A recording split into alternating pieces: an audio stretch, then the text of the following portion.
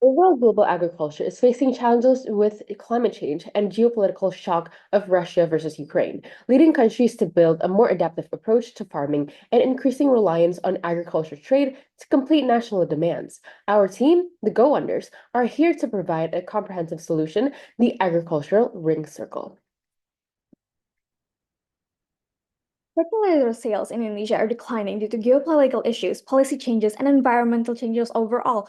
So it begs the question, how can PT Pupuk Kalimantan Timur drive a 40% annual growth in fertilizer sales by 2030 amidst the declining demand, competition, material import reliance, and climate change impacts, while also contributing to Indonesia's food security? The company must address both internal efficiency and provide adaptive, sustainable solutions for Indonesia's diverse agricultural needs to maintain steady sales and generate new income streams. PT Pupuk Kaltim serve a wide range of customers, including smallholder farmers, agribusinesses, and export markets, especially in Southeast Asia. Farmers need affordable, efficient fertilizers due to subsidy cuts, while large agribusiness require bulk suppliers and climate resilience options for crops like rice and oil palm. Export markets are essential for balancing domestic demand. Key customers need include sustainable fertilizers that increase yields without harming soil, cost efficiency, and products suited to climate challenges. Because innovation like Persipalm app cater the growing demand for precision agriculture, helping optimize fertilizer use while addressing environmental and economic farming challenge. Strategic analysis reveals key insights. Our pestle analysis shows that environmental and political factors have the most impact, while economic and social elements also need monitoring.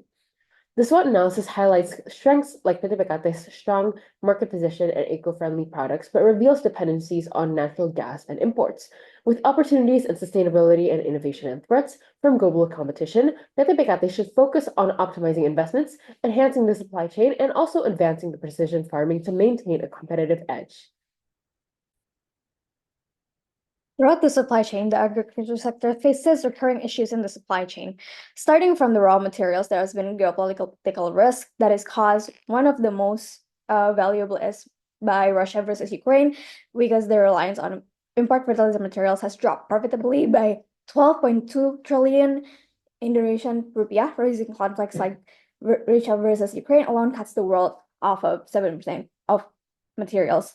And then in the fertilizer production by companies such as PT Pupuk Kaltim, there has been and PK fertilizers left lands barren for periods of time, reducing productivity for land regeneration. Sadly enough, innovative fertilizers like NPK Pelangi Jos that increase land regeneration for 38% is not subsidized. There's also a need to balance chemical with organic fertilizers. And last but not least, in the agriculture produce, farmers' professions are declining because the bad prospect of becoming one. This is because of lack of government support that doesn't fit land, plant, climate needs, middleman price gouging, forcing farmers at a loss, and also bad infrastructure that halts progress, mainly in water resistance. Strategy focuses on securing cheaper and more stable raw material supplies while streamlining PTPK's supply chain. We propose the investment in international untapped markets approach, targeting underutilized resources for potash and phosphate. Specifically, we plan to partner with the Asia Pacific Potash Corporation in Thailand for potash through efficient solution mining and fertile materials Amaru phosphate project in Northern Australia, one of the largest phosphate reserves. These investments will leverage PT Petrokimia's PT Petrokimia Gresik's facilities for processing ammonia and the imported raw materials. The potash and phosphate will be transported in bulk shipments, minimizing logistics costs and ensuring a continuous supply for our fertilizer production. The strategy not only cuts raw material expenses, but also stabilizes supply chain, increases production efficiency, and enhances our profitability and competitive edge in the Indonesian market. Indonesia's agriculture must improve productivity and precision to tackle climate challenges. Indotani, inspired by programs like Ngawis IRDKK, offers a solution for enhancing farmer welfare. Despite long-term RDKK use, precision in land climate management and plant care remains lacking, with an outdated subsidy system adding to the challenge. Indotani leverages IoT and automation, like system in China and Vietnam, for real-time water fertilizing and ecosystem management based on RDKK data. The app offers farming tips and subsidy updates with cashback options through partnership with GoPay and regional banks that gives farmers the option to fit their fertilizers need.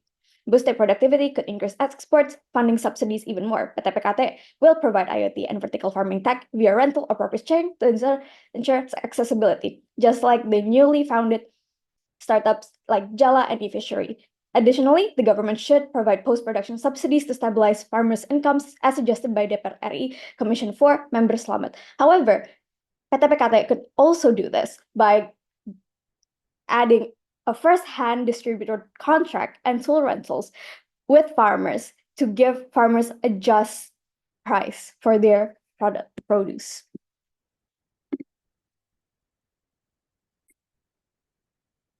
To address food security challenges from climate change, Indonesia must improve the poorly maintained irrigation system, which serve 60% of agricultural areas.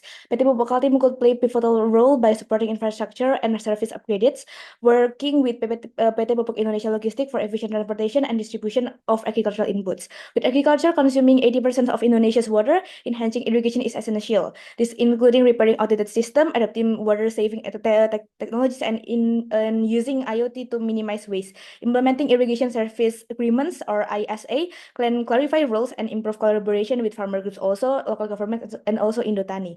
PKT could focus on areas near its Kalimantan and Papua plants, benefiting irrigation and fertilizer production, and potentially partnering with farmer groups and IAP for local organic fertilizer production.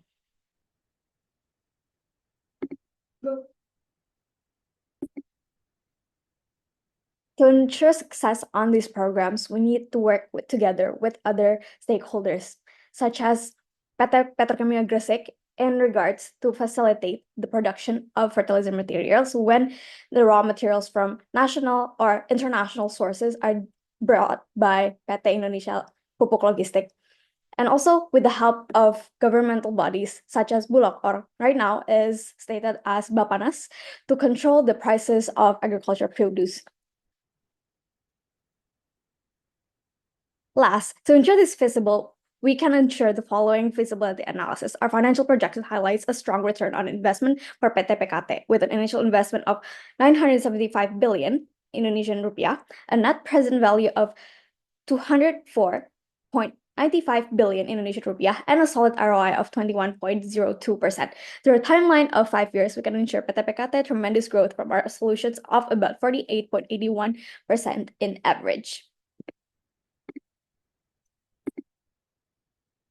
There is and mitigation from the solution. The first is supply chain disruptions, which can be averted through diversify suppliers, secure long-term contracts and equity, and also strengthen logistics.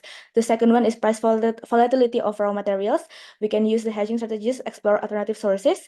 And the next one is political and regulatory risk, where we develop strong government relations and have contingencies plans in place. The fourth solution, farmers adoption and training. We ensure intensive training programs, incentives, and also support. And the last one is data security risk by enhancing strong cybersecurity and regular audit. We hope that the solutions can be very helpful for the PT Pupuk team, and this all from the Go Wonders team. Thank you very much.